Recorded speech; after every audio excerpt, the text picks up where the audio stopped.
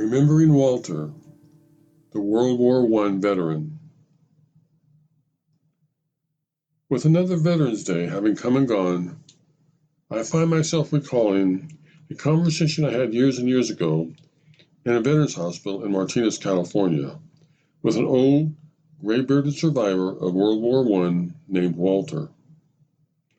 At the time, he had really impressed me with his vivid memories of the war that was going to end all wars. He recalled with great nostalgia everything from the sickening smell of mustard gas to the muddy, rat-infested trenches he had hunkered down in for months at a time. He talked at length about all the horrifying battlefield deaths that he had witnessed and how lucky he had been to make it back to his beloved home state of Tennessee alive. He also repeated, with great emotion and clarity, the following two stanzas from his favorite poem, In Flanders Fields. In Flanders fields the poppies blow, between the crosses row on row that mark our place. And in the sky the larks, still bravely singing, fly scarce heard amid the guns below.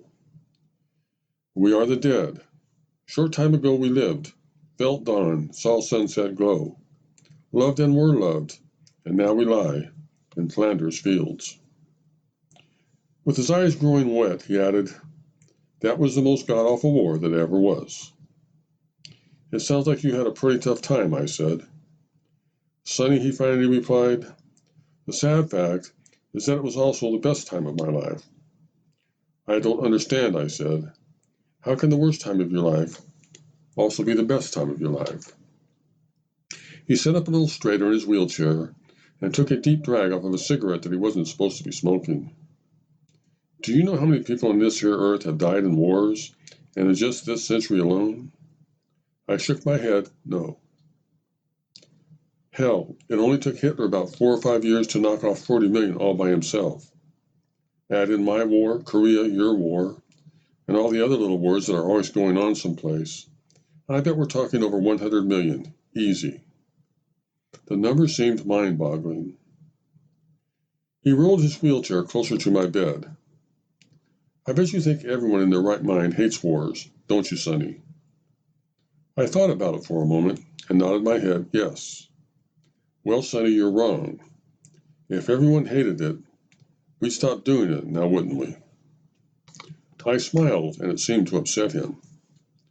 I'm serious, he said. We make war awful appealing, and for a lot of guys like me, it's the biggest adventure of our life. Hell, I got to see all kinds of places I'd never seen otherwise, met all kinds of interesting people, and everyone treated me like a king when I got back home.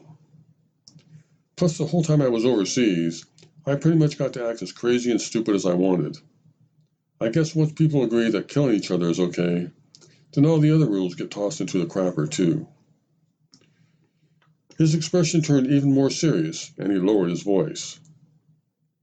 I don't mind telling my war stories, Sonny. Fact is, I love to tell them.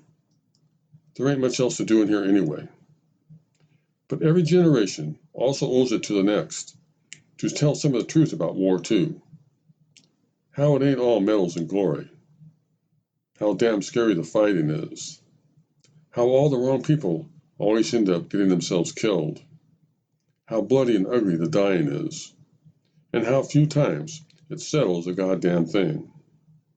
He put out his cigarette with his arthritic fingers, field stripped it, placed the filter in his shirt pocket, and positioned his wheelchair to leave. It's been good talking to you, Sonny.